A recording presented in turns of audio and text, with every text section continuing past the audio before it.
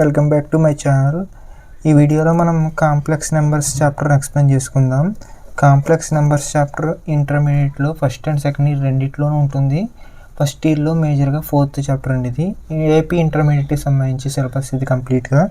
అలాగే NCERT pattern CBSE syllabus follow అయ్యే వాళ్ళకి కూడా ఈ చాప్టర్ ఉంటుంది, ఫోర్త్ చాప్టర్. దీని వెయిటేజ్ వచ్చేసరికి ఏపీలో అయితే కనుక ఒక 1 మార్కు, ఒక 2 మార్కు, ఒక 4 మార్కు, టోటల్గా 7 మార్క్స్ వెయిటేజ్. ఇది కాంప్లెక్స్ నెంబర్స్ అనేది ఇమాజినరీ పార్ట్కి రియల్ పార్ట్కి లింక్ అయి ఉంటుంది. Imaginary plus real part mix అయ్యి ఉన్న నెంబరే కాంప్లెక్స్ నెంబర్. ఇది లైక్ ఏ ప్లస్ ఐబి ఫార్మేట్లో ఉంటుంది. ఏ అనేది రియల్ పార్ట్, ఐ అనేది ఇమాజినరీ పార్ట్, అంటే బి అనేది ఇమాజినరీ పార్ట్ సైడ్, ఐ అనేది ఇమాజినరీ నెంబర్ని రిప్రజెంట్ చేస్తుంది. అయితే ఏదైనా కాంప్లెక్స్ ఫార్మేషన్లో ఉన్న నెంబర్స్ని సాల్వ్ చేయడం అనేది ఈ యొక్క కాంప్లెక్స్ నెంబర్స్ చాప్టర్ యొక్క మెయిన్ ఎయిమ్ అండి. అయితే ఇందులో మీకు ఇమాజినరీ నెంబర్ ఎలా ఉంటుంది అంటే I3i అని ఉంటుంది. IB ఫార్మేట్ కాబట్టి I3 అని ఉంటుంది. దీని మీనింగ్ ఏంటంటే 3i. ఇక్కడ I వచ్చేసరికి I అంటే స్మాల్ I అంటే వాల్యూ వచ్చేసరికి √-1. అంటే మీకు ఏమర్థం అవ్వాలి, ఇప్పుడు ఇమాజినరీ నెంబర్ అనేది రూట్లో ఉండే ఒక నెగిటివ్ నెంబర్ అని అర్థం అవ్వాలి, అంతే కదా. మనకి ఇప్పుడు నార్మల్గా 49 అని ఉందనుకోండి, దీని వాల్యూ మనం పర్ఫెక్ట్గా ఎలా వేస్తాం, +7 అని వేసేస్తాం. అదే అదే మనకి ఇక్కడ -√49 అని ఉంటే దీనికి ఏం వేస్తాం, రూట్లో మైనస్ ఉంది కాబట్టి ఇక్కడ ఇమాజినరీ నెంబర్ అనేది అప్లై అయిపోతుంది. అంటే దీన్ని ఎలా రాసుకోవచ్చు మనం, ఇప్పుడు √-7² రాసుకుంటాం అంతే. అప్పుడు మనకి ఇక్కడ ఏముండిపోతుంది, ఇంకా మైనస్ ఉండిపోతుంది. ఇక్కడ మనకి ఇది పోగా ఇక్కడ ఏముంటుంది, మనకి స్క్వేర్ రూట్ పోగా 7 అనేది ఉంటుంది. ఇంకా పక్కన మనకి ఏముండిపోతుంది, మైనస్ ఉండిపోయింది. మైనస్ ఇక్కడ ఏమీ లేకపోతే ఏమన్నట్టు 1 అన్నట్టు. అంటే దీన్ని ఎలా రాసుకోవచ్చు, √-1 అంటే ఎలా రాసుకోవచ్చు అండి, మళ్ళీ మనం ఇలాగే కదా రాసుకునేది. సో దీన్ని ఎలా రాసుకోవచ్చు, 7i. ఇది ఇమాజినరీ నెంబర్ని రిప్రజెంట్ చేసే విధానం. అయితే I అంటే ఇమాజినరీ నెంబర్ అని ఓకే. I అంటే అయ్యే దీని వాల్యూ. I² అంటే మళ్ళీ వచ్చేసరికి -1 అవుతుందండి. ఇప్పుడు ఎందుకని అంటున్నానంటే I² వచ్చేసరికి -1 అవుతుంది. ఎందుకంటే ఒకసారి చూడండి, I అంటే ఏంటంటే మనకి √-1 కదా. దీనికి స్క్వేరింగ్ ఆన్ బోత్ సైడ్ చేస్తే SOBS అప్లై చేస్తే మనకి I² అయిపోతుంది. ఇదేమవుతున్నప్పుడు -1 స్క్వేర్ ఉంది కాబట్టి స్క్వేర్ వస్తుంది కాబట్టి బోత్ సైడ్స్ ఈ స్క్వేర్ రూట్ క్యాన్సిల్ అయిపోతే ఇక్కడ ఏముంటుంది, అప్పుడు I² స్క్వేర్ రూట్ క్యాన్సిల్ అయింది కాబట్టి ఇక్కడ ఏముంటుంది, -1. So I² -1.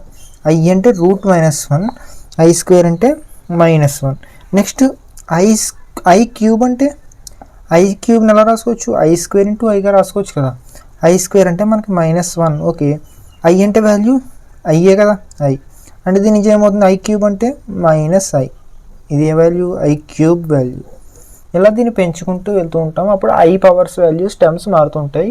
ఇది ఎప్పుడు కూడా 1 అవ్వచ్చు, లేదా -1 అవ్వచ్చు, I అవుతుంది, లేదా -i అవుతుంది. ఈ 4 దీని వాల్యూ డిపెండ్ అవుతుంది కంప్లీట్గా. అయితే ఇందులో మనకి ఎడిటివ్, మల్టిప్లికేటివ్, సబ్ట్రాక్టివ్ లేకపోతే డివిజన్ కాంప్లెక్స్ నెంబర్స్ని చేయాల్సి వస్తుందండి. మనకి మల్టిప్లికేటివ్ ఇన్వర్స్ని కూడా సాల్వ్ చేయాల్సి వస్తుంది.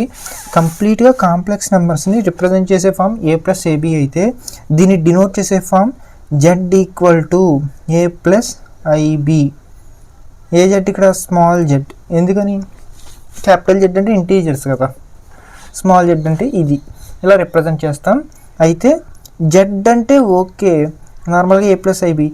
దీని యొక్క డిస్టెన్స్ ఫైండ్ చేయాలంటే కనుక దీనికి mod z యాడ్ అయిపోతుంది డిస్టెన్స్ అనేది. అప్పుడు దీని ఫార్ములా ఏమైపోతుందంటే √A² + B² అయిపోతుంది.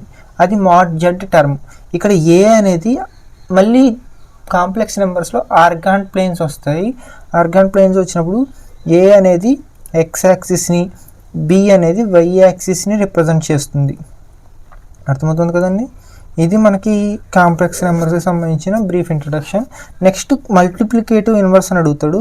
మల్టిప్లికేటివ్ ఇన్వర్స్ అంటే జెడ్ని 1/zగా రాసుకుని దాన్ని సాల్వ్ చేస్తాం.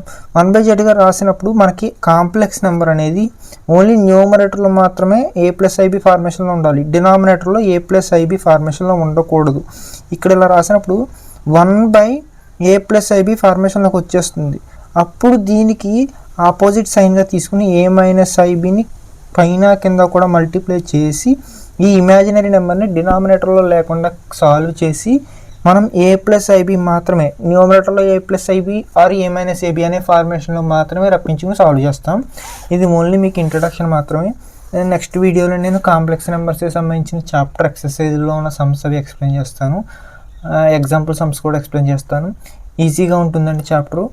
ఎవరికైనా ఈ ఇంట్రడక్షన్ నచ్చితే కనుక వీడియోని లైక్ చేసి మీ ఫ్రెండ్స్ అండ్ ఫ్యామిలీకి షేర్ చేయండి. నెక్స్ట్ వీడియోలో ఎక్సర్సైజెస్ సమ్స్తో కలుద్దాం. Thank you for the watching.